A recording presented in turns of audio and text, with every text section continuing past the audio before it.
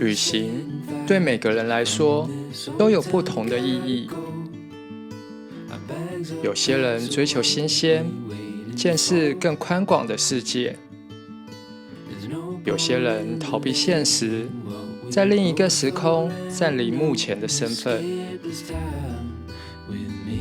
而旅行对我来说，是创造惊喜、探寻自我的过程。旅程中遇到的人、看到的景、吃过的饭、住过的旅馆，如果一切都那么理所当然，就像呼出的一口烟，一下子就消散在空气中了。因此，我喜欢在旅程中安排一些有反差的体验，因为反差比较容易有惊喜，因为惊喜记忆可能持续得更久一点。在繁华的东京旅游，我就安排了复古的柴柚行程。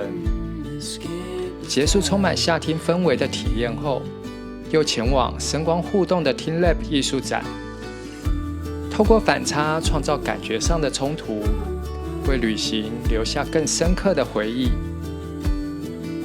现在就跟我一起从复古到前卫，迷走在东京这座大城市吧。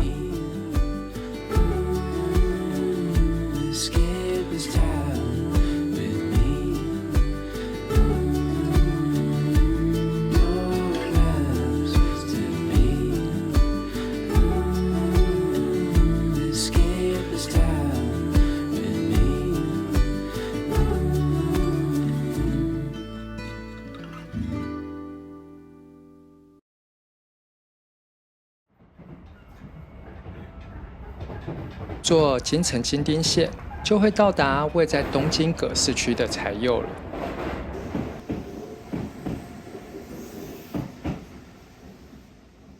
柴柚这一区还保留浓浓的夏町氛围，因为国民电影《男人真命苦》而闻名。车站里到处都看得到电影相关的元素。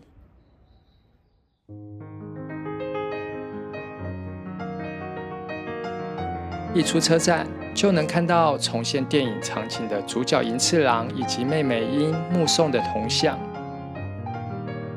如果知道这部电影的故事，就会知道这两尊铜像的经典意义了。这个故事我晚一点再说。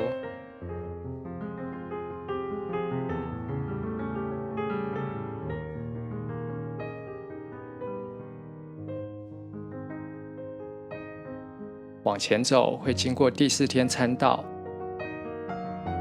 两旁排列许多传统和果子店和餐厅，是一条富有魅力的怀旧街道。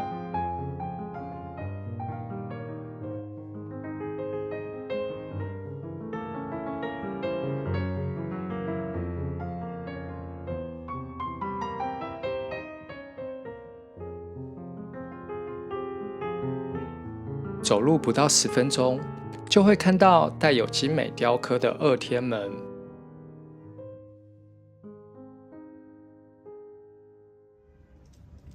柴柚第四天的正式名称是第四天提金寺，是17世纪的寺庙。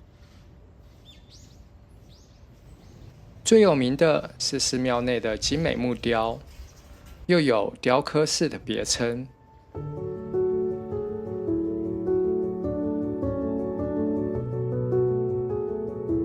第四堂正在整修，前面有棵巨大的松树，仍然看得出整体的造景美感。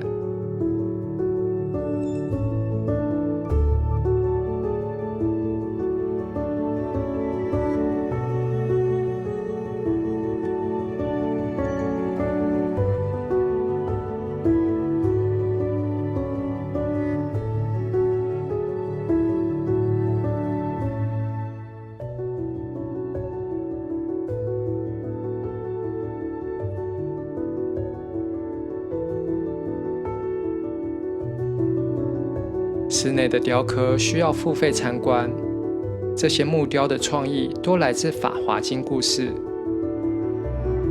有些区域甚至可以看到好几层木雕，绝对是高超的工艺手法才能达到的艺术境界。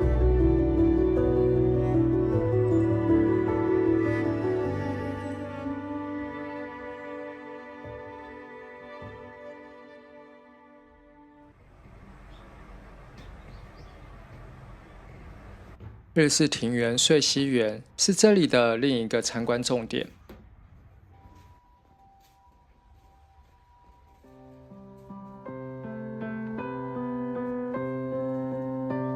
从老宅的原侧走到木造的穿廊，同一个庭园景色，却在不同角度下展现不同的气质。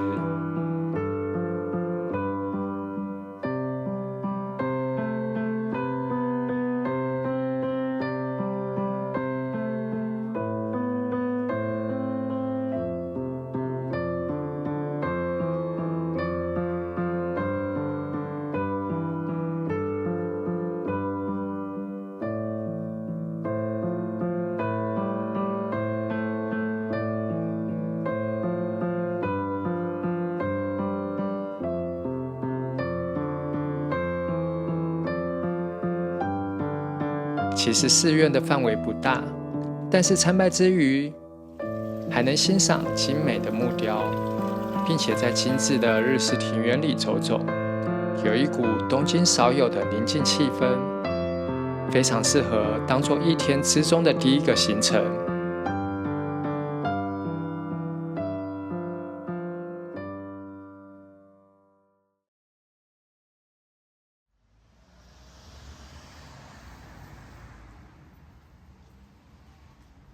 从才佑第4天步行5分钟，就会到营纪念馆。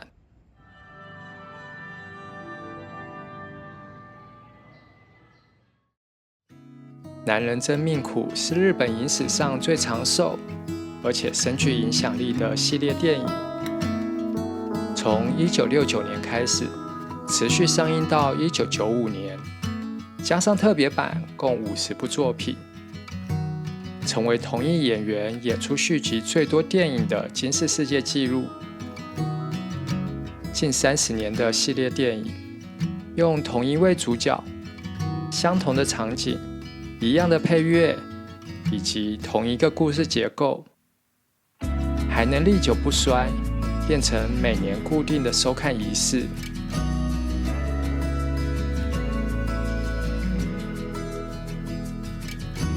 导演曾说，要让时间冻结，坚持不变的创作，才能让人停留在安心的昭和时代。主角银次郎重复着流浪、回家、失恋的循环，故事结尾再度踏上漂泊的旅程，而妹妹则是站在车站泪目道别。因为这个泪目道别的经典桥段，所以才佑车站门口才会有那2尊铜像。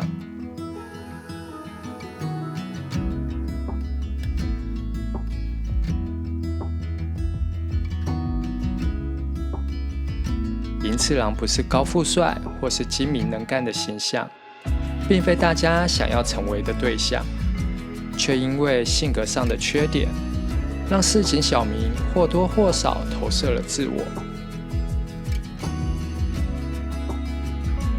谁都会遇到挫折失败，但银次郎都能苦笑带过，找到自我和解的方式。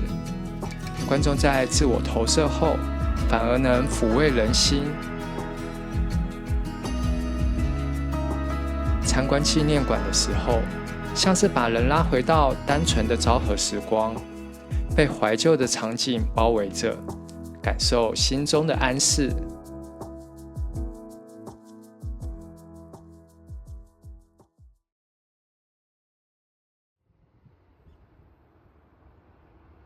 离开营纪念馆，翻过一个小山坡，就会到带有庭园的古迹建筑山本町。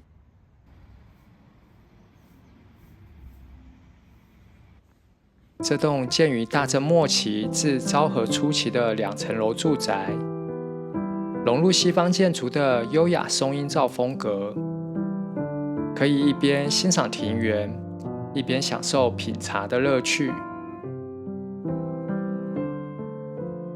通透的空间，只有我一位游客独享。除了发呆放空，还可以仔细欣赏室内的装饰。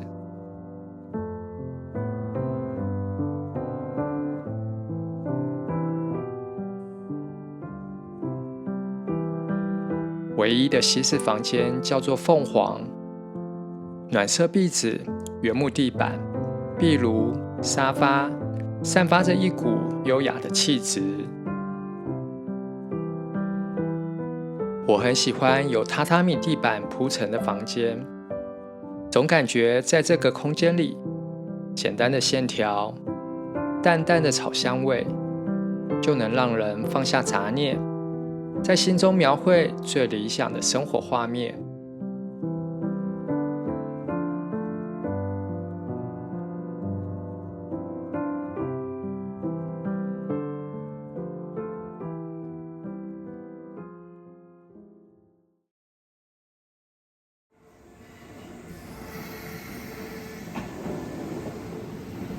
回到市中心，和相识将近30年的老友一起去看 TeamLab 现代艺术展。说是看展，这里其实是充满现代科技声光效果的互动体验，不只是用眼睛看，连声音、味道、触感都能参与整个过程。丰州的 TeamLab 是一座可以进入水中的展览馆，并与鲜花融为一体的花园。听这个主题，就可以猜到要泡在水中，要先赤脚涉水走过一小段坡道，展览正式开始。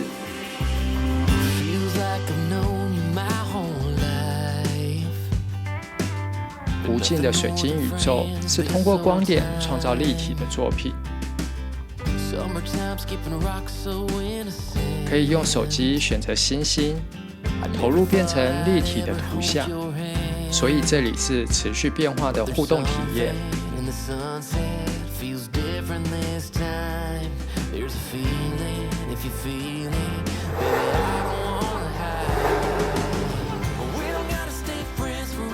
与锦鲤共舞，则是赤脚在水中和投影的锦鲤互动。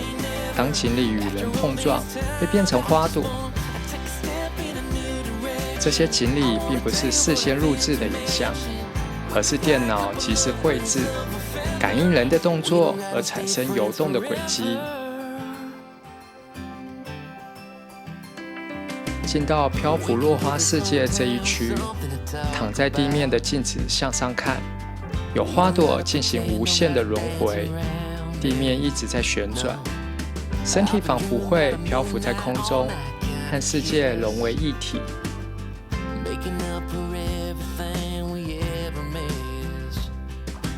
微观共鸣的苔藓花园中，排列了会根据动作而改变外观的卵形体。苔藓这种植物有个很特殊的状态，叫做隐生，也就是在缺水时会进入休眠状态，把象征生命起点的卵和不生不死的苔藓放在一起，让人思考生命的意义。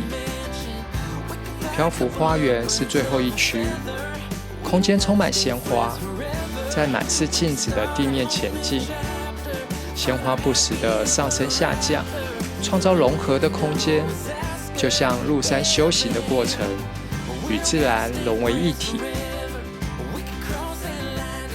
我和这位老友都喜欢独自旅行，却成为了非常契合的旅伴。在东京旅游的期间，他刚好要从澳洲过境东京，于是就有了这次的同游。即使在异地相遇，我们也只会在相同兴趣的景点才会结伴同行。刚好喜欢，不用刻意而妥协的安排，为彼此的旅程保留空间，也为彼此的旅程增添精彩。我想这才是旅伴的最佳定义。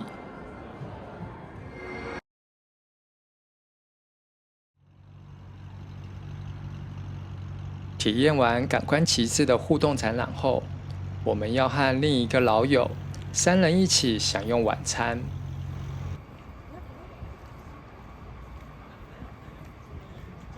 梅丘寿司美登利以高品质、高性价比而获得许多旅日游客的喜爱，用餐时间一位难求，还好我们有先定位，分量真的很多，生鱼片也很新鲜，口感非常弹嫩。不过最开心的还是和老友在异乡聚首，聊聊这几天各自的旅游心得，偶尔穿插些年轻时的蠢事回忆，在东京这座大城市留下温暖的色彩。